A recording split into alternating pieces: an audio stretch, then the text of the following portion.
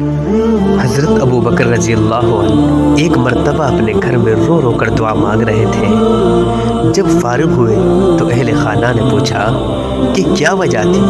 فرمایا کہ میرے پاس کچھ مال ہے جو میں نبی علیہ السلام کی خدمت میں پیش کرنا چاہتا ہوں، مگر دینے والے کا ہاتھ اوپر ہوتا ہے، لینے والے کا ہاتھ نیچے ہوتا ہے، اور میں اپنے آقا علیہ السلام کی اتنی بے ادبی بھی نہیں کرنا چاہتا، اس لیے رب کائنات سے رو رو کر دعا مانگ رہا تھا، اے اللہ میرے محبوب صلی اللہ علیہ وسلم کے دل میں یہ بات ڈال دے کہ وہ ابو بکر کے مال کو اپنا مال سمجھ کر خرچ کرے۔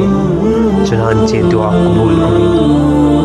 حدیث پاک کا مفہوم ہے نا کہ نبی علیہ السلام نے فرمایا کہ لوگوں میں سب سے بڑا محسن خدمت اور مال کے اعتبار سے ابو بکر ہے۔